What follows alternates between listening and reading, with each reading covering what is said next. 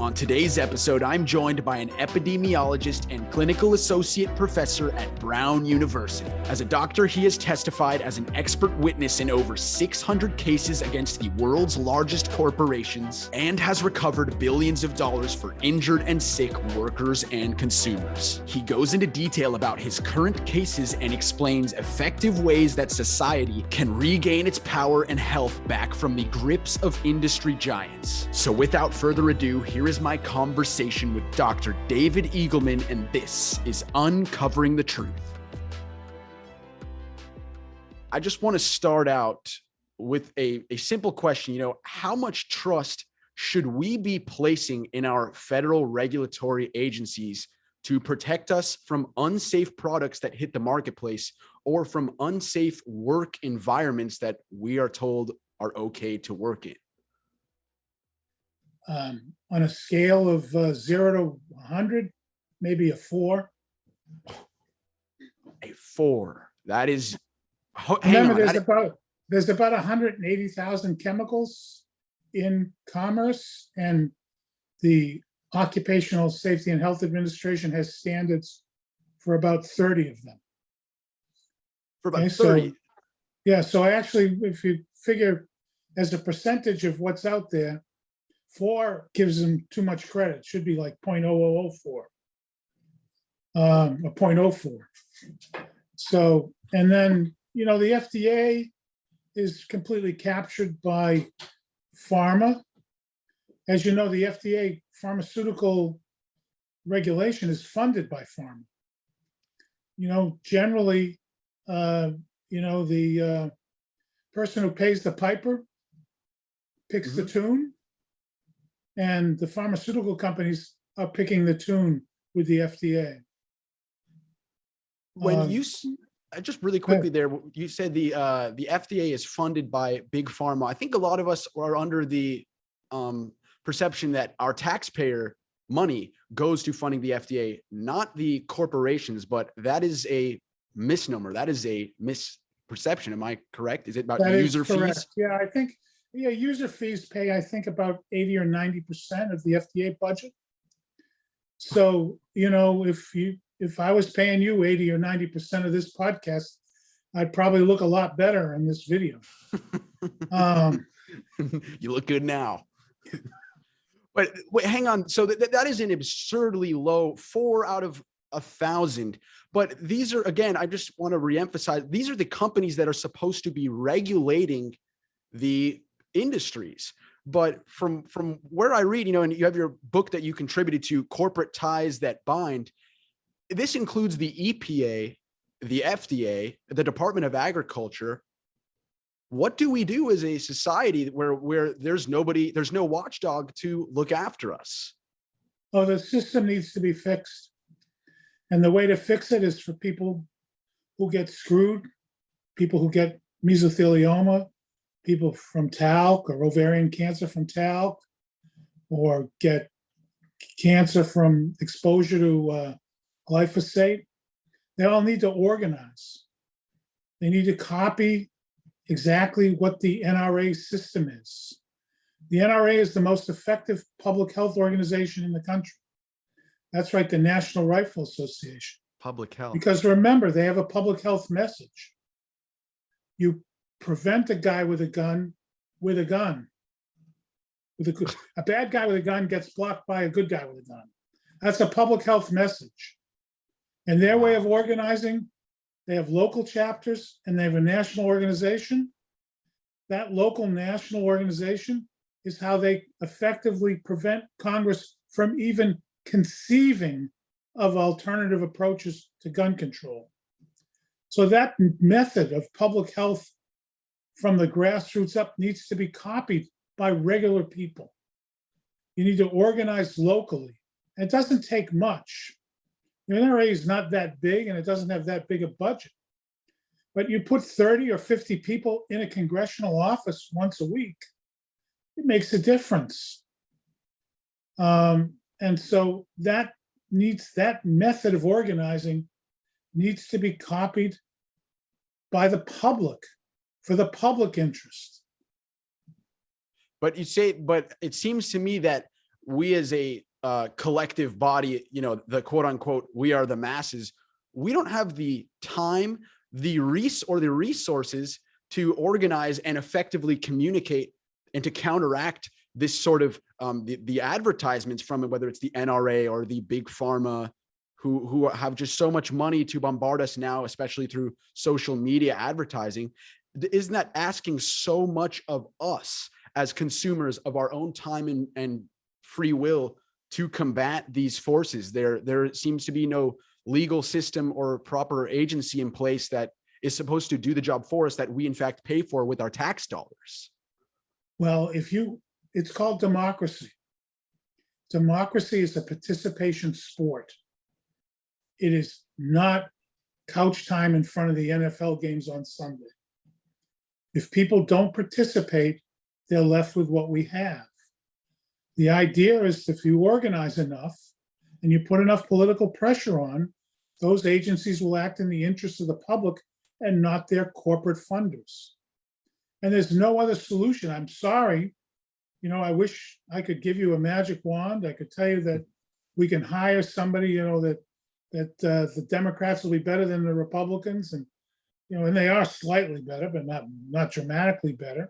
And it'll make a difference because it turns around the next time someone like Trump gets elected. The regulations go away.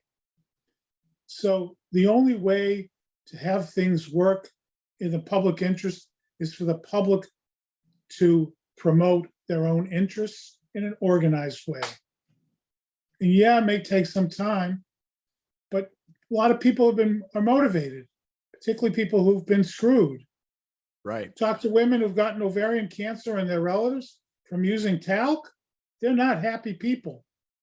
They would organize if they knew how to do it, if they were educated in how to capture the public mind. I don't think it's that hard to do. It's just no one's educated them in how to do it. Now, you speak there about talc, and I know you currently serve as an expert witness on the case against Johnson & Johnson's baby powder, which contained asbestos, which led to ovarian cancer. And not only has billions of dollars been won back to the victims, what I'm most shocked about with this whole case, which you were a part of, and I'd love to hear your insights about this, is that they knew about this asbestos in the talc mines that they had purchased in Vermont in the late 60s. And yet here we are in 2022, nearly 50 years later, and they still haven't been fully held accountable. That is 50 years of people using this product. So how is it possible that this company was able to use a product that they knowingly had asbestos in it, which is now correlated and linked to cancer? How did that get past everything for 50 years?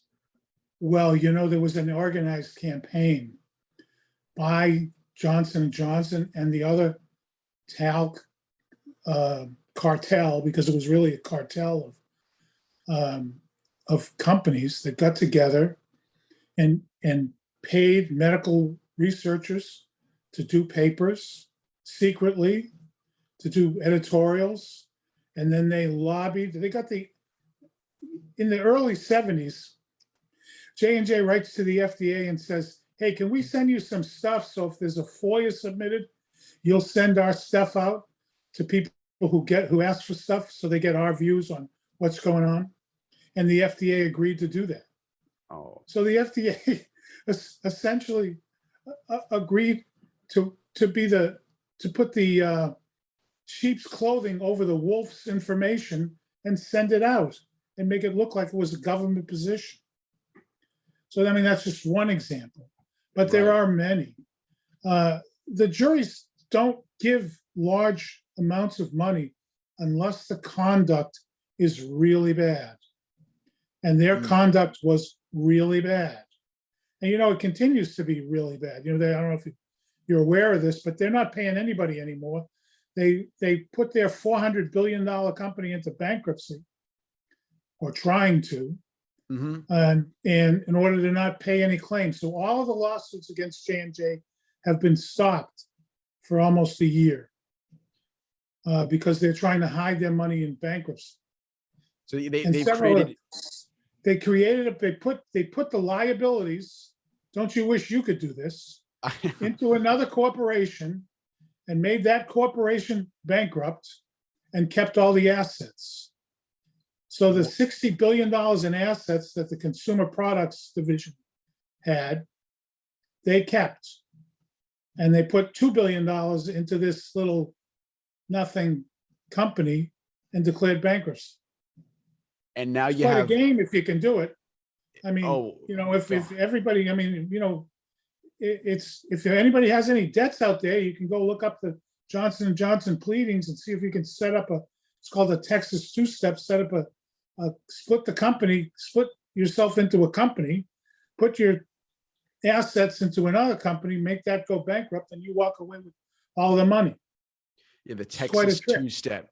The Texas two-step. And well, I think not only do they make money and save face and shield themselves from prosecutions, but now, correct me if I'm wrong here, there are patients on their deathbed who are waiting, and the families of them waiting for this litigation to happen, and now it's installed. They are dying while they wait, and they're losing their chance to go to court while they're alive, which should be a right. In most courts, if you're dying of a disease, even if it's not related to what you're suing about, in this case it is related, Mm-hmm. you get an expedited trial because the courts recognize that you have a right to be heard in court while you're alive. So by doing this Texas two-step trick, it's based on a Texas law, unsurprisingly. They've been able to get away with not having any trials, and people are not waiting. They're dying while they wait. And they're not being able to be given depositions so that their testimony can be preserved, because J&J refuses to participate in preservation depositions. So these people are really getting screwed, and the judge is letting J&J get away with it. And also, these people also have to pay for in the cases of retaining lawyers, which costs money, and that's something you talk about. Pay for the lawyers. The lawyers do it for a piece of the action. Oh, the lawyers. Okay.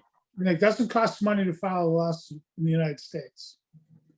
The lawyers pay the expenses, upfront the expenses, and they take 1/3 to 40%, sometimes as much as 50% of whatever is given by the jury if they win. And if they lose, the lawyer eats it. Oh, okay, so there's a big risk there. I mean, they do need a lawyer.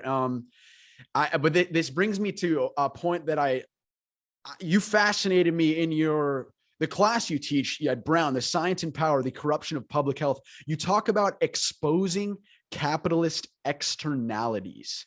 And I never thought about that. And I'd love to hear you just talk about that. We are essentially paying for the environmental and potential public health damage that these corporations are bringing into our world. Correct. You see, if a company buys steel or needs electricity, they pay for that, and that's some of the costs of making the product. But if they pollute the environment and people get sick, they don't pay for those illnesses, unless in the rare case they get caught and there's lawsuits. If they create global warming or pollution, they don't pay those costs. Those costs are borne by the people in Louisiana who are getting flooded, or the people in Florida are going to get that big hurricane soon. If they produce a consumer product that makes people sick, that's an externalized cost. All of these three things are externalized costs. In other words, the company doesn't have to pay the costs of making someone who uses talc get ovarian cancer. That's a big cost. They don't have to pay that cost, but for a lawsuit. And so it's an economic principle. It's the reason capitalism doesn't work. It's the reason you need regulations. It's the reason you need more than regulations. You need an active population fighting for public health, for themselves and their relatives. because the capitalist system doesn't account for those costs. No, unless, of course, the science can prove that their company is causing this damage. But then, like you've said multiple times, these corporations are now hiring science teams and research to prove the very studies that show that their companies aren't causing this damage, even though they are. There's a huge industry of companies that just do, now we're talking hundreds of millions of dollars, probably 30 or 40 or 50 companies who just produce research for corporations to avoid regulation and costs of litigation. And a lot of what I've published is how they lie, cheat, and steal in the published papers that they write. Wow. But the problem is that, and again, this is a part of capitalism too, in a sense. They're getting paid much more money by these corporations to do this research than if they were to be government funded scientific research. Or well, the government's not funding any of that research. Government hasn't funded a penny on talc. They don't fund anything on consumer products.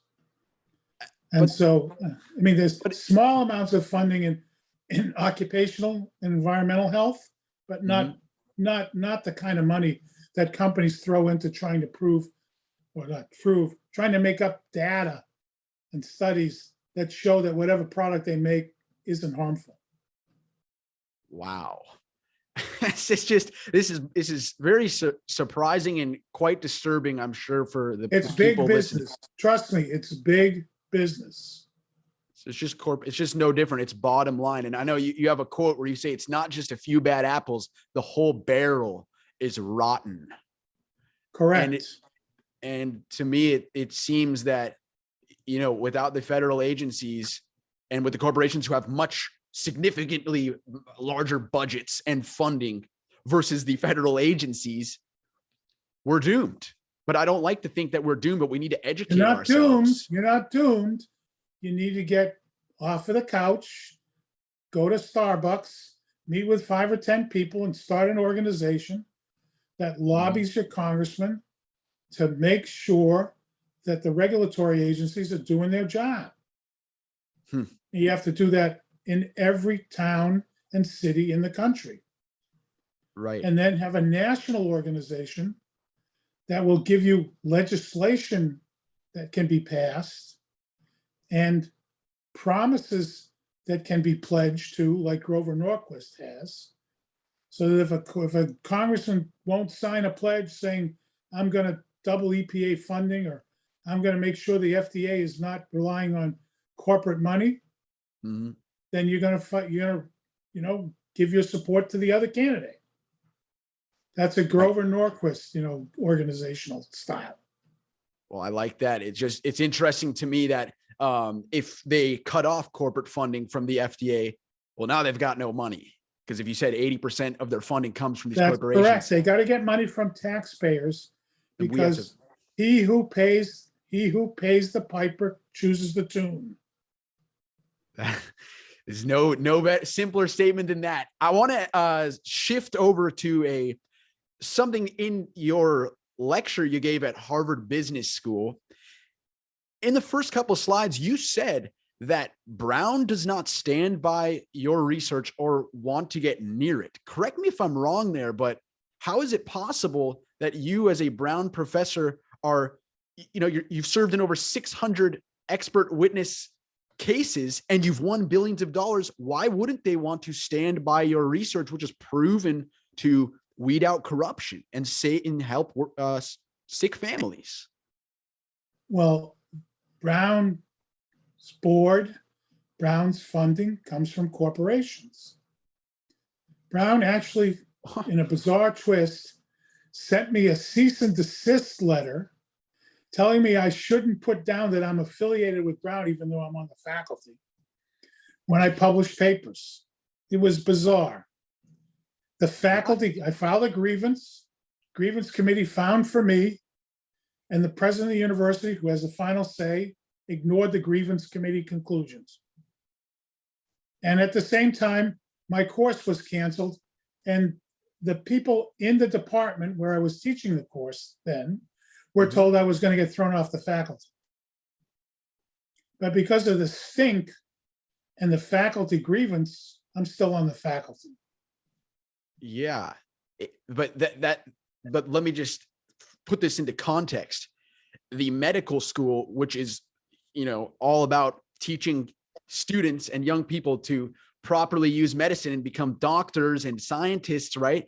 They were punishing you for protecting victims of the big pharmaceutical companies and corporations. Am I getting that right? They were, yes. In the particular instance, they were punishing me because I revealed that Johnson & Johnson had lied in a published papers concerning the safety of their hips. There's a metal on metal hip called a pinnacle hip. Now, I might add that Johnson & Johnson even agrees with me, since they took the hip off the market eventually. Oh, wow. After they injured enough people and made enough money. So there's no question that the hip didn't work. Okay, and there's no question that they didn't give proper informed consent and that they cheated the study. They cut and pasted data from one study into another study in a bizarre method. So this is Johnson & Johnson again. Johnson again, yes. The baby powder, and then the knee. That's right. The metal putting inside her knee. Metal hips. Metal hips. And right, and also their antipsychotic has killed lots of people. How so? Or that's a big question. The antipsychotics are probably the most dangerous medicine on the market. The second line antipsychotics. There's a black box warning that says if you give it to someone with dementia, you increase their death rate by 2 to 3 fold. And the company's Target marketed it for dementia in nursing homes. So there's some estimates of between 100,000 and I think 500,000 deaths at least from using that. And after they marketed it that way, when they most of them paid the Department of Justice fines for illegal marketing. It's still stuck, so they still have billions of dollars in sales to that target, because the Justice Department never made them go around saying, "Hey, we lied about telling you this should be used with people with dementia." So they didn't pay one penny to correct the misinformation. They spent billions of dollars providing physicians and nurses around the country. And so it still sticks.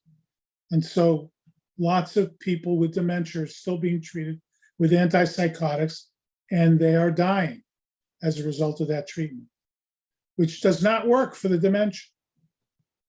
Wow. And is it what the specific name of this treatment, or antipsychotics in general? It's all the second line antipsychotics. My goodness. Because I saw that you actually, you were praised for this. And I think many people praise you for, you had to pay Eli Lilly and Company $100,000 because you leaked, quote unquote, confidential materials to an Alaska lawyer who then published those findings in the New York Times. But then that led to 30 states subpoenaing that information, and it led to $1.4 billion worth of settlements. So in other words, you broke the quote unquote federal law, but you saved lives and retrieved money for families. I violated a confidentiality order. Confidentiality, okay, yeah, sorry, not law there. That's my mistake. I violated a confidentiality order. Technically, that's what the judge said. So, but you see, as I said, I took an oath when I became a physician to protect patients and public health. And so I never signed that confidentiality order, although I got it.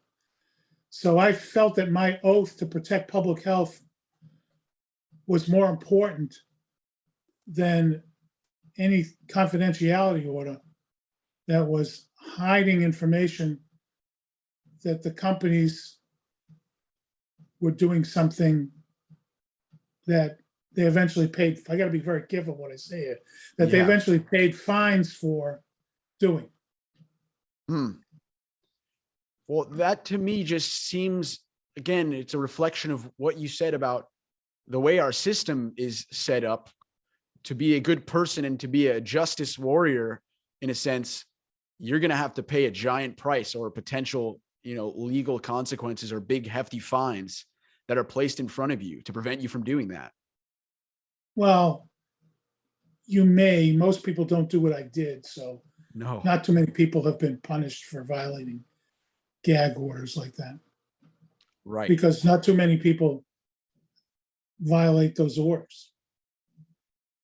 No, but because they can't, but they should, if it's to save, it's a psychologist's duty It to would be my warn. view that they should do that, yes. But it was no fun risking going to jail.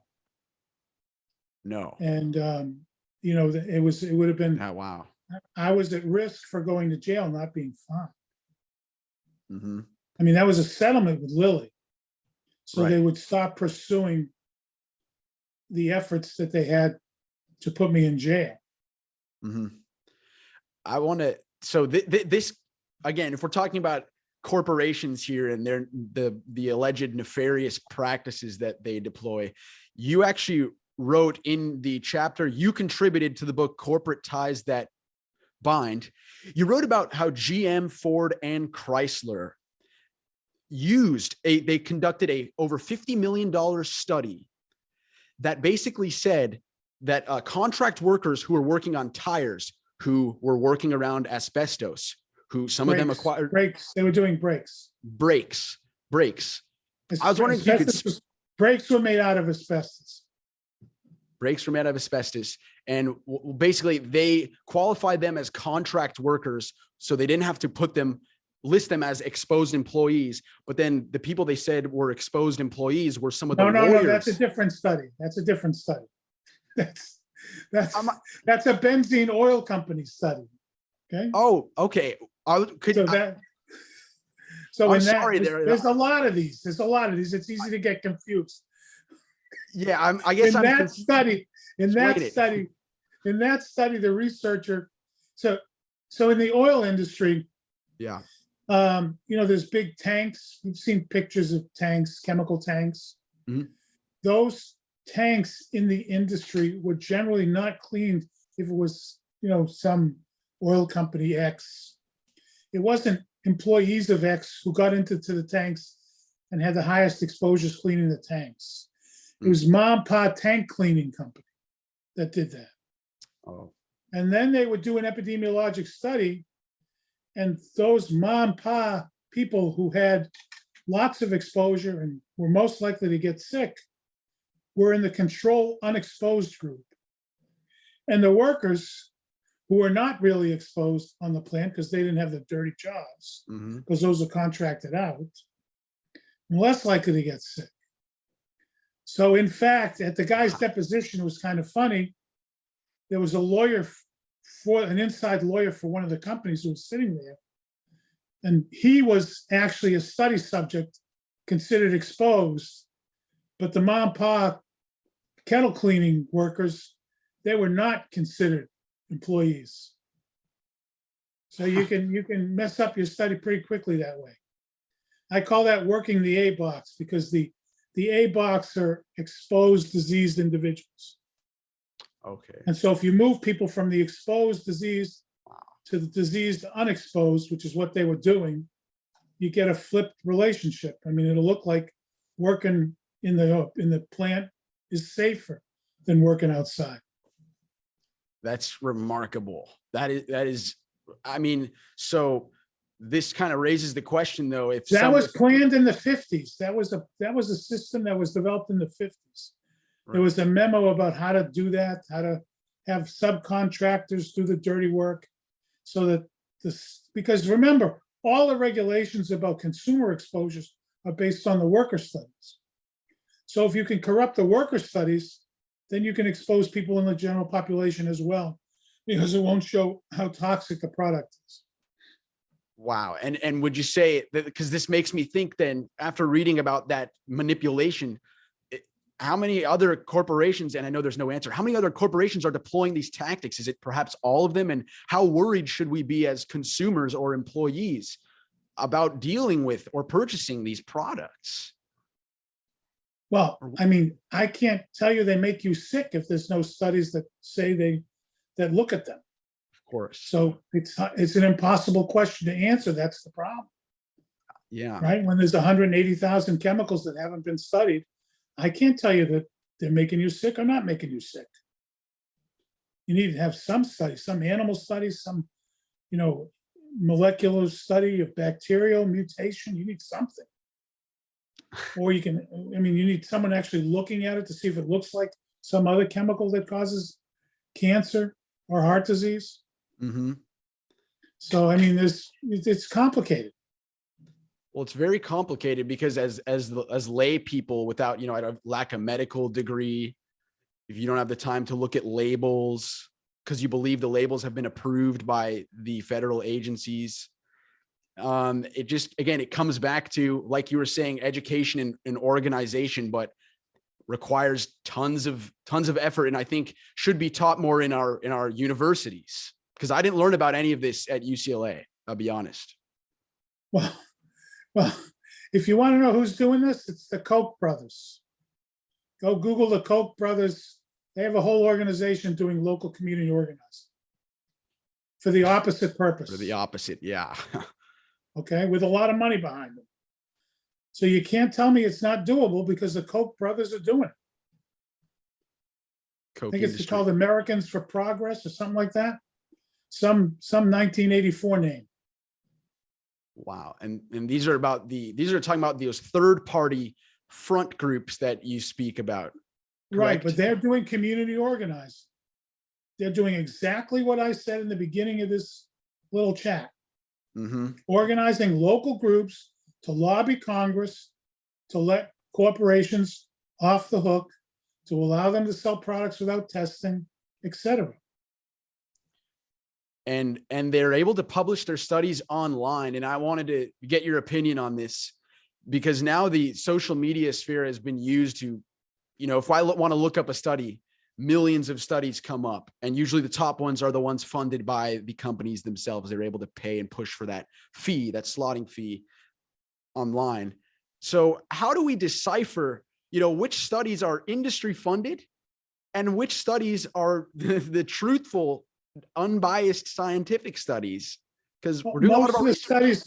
Most of the studies, if you look at the original studies, they'll say who funded them. Not all of them, but a lot of them. Mm-hmm. So that it won't say the company, it'll say some consulting group to some lawyer who eventually you can figure out works for some company. Right. Sometimes they'll say this company's study was, Exponent is one of the companies that does a lot of these studies, and they'll say they got money from, Ford, General Motors, or somebody else, and it'll be in the paper. Mm-hmm. That's why just the local organization isn't enough. You need a superstructure of experts who can feed that information down to the local organizations.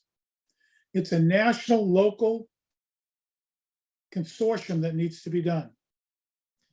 It is. And one more thing here that this you've got to remember, most of the public health, if you look at the NRDC or the Environmental Defense Fund, they don't organize at a local level to lobby congressmen.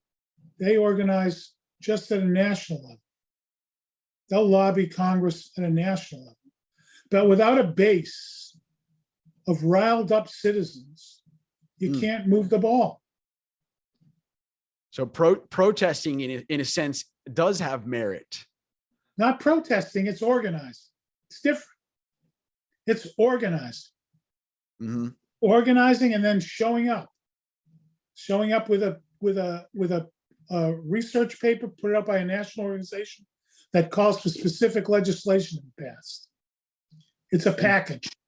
Yeah. And demanding that the congressman sign a pledge to vote for the legislation. And until they sign the pledge, you show up every week. with 20 or 30 people. And do you believe in the vote with your dollar theory, that we can change this by simply just not like shopping for Johnson & Johnson products or other products? No, those never work. Those secondary boycotts, those are tertiary boycotts, really. They generally don't work. They don't work because they trick you back into buying their products. You always buy the product. You don't know you don't know what products are made by what company. There's all kinds of names out there. Yeah. And one more quick thing to tie this back to education. And I've said this before, but it's just so it irks me. Throughout the history textbooks that I read, the political science field that I studied, not once are corporations mentioned, even if you study the US history here through the 60s to the early 2000s, yet they've played such an integral role in forming our society and behind the politicians, funding even the science, the research, the medicine. And I'm blown away when you say that Brown themselves didn't want to stand by your findings here. How is I don't care about standing by. They don't need to stand by. They don't need to try to shut me down. Okay. Yeah, but I don't need Brown. I don't need Brown to verify what I say. Peer review does that. There's a public domain that does that. I need them to not tell me to stop doing what I'm doing, not cancel my course, not try to impair my ability to publish papers. No, I think that's the opposite of what education is supposed to be. And again, theoretically, the purpose of the university is to produce knowledge, and that's what I do when I publish papers. Yeah. Now, a lot of my papers are on corporate corruption of science, and I regret that, but unfortunately, that's a very, shall we say, well-seeded ground. There's lots of targets. Yep. And I think we are the targets, if I'm interpreting this correctly. You're the eventual target, right? Yeah. Well, David, I hope you've testified as over 600 cases, and I hope you continue testifying, because actually we need more voices to speak out against these sorts of practices, because it doesn't seem like anybody else will at the federal level until we stand up and unite and speak out against this. Correct.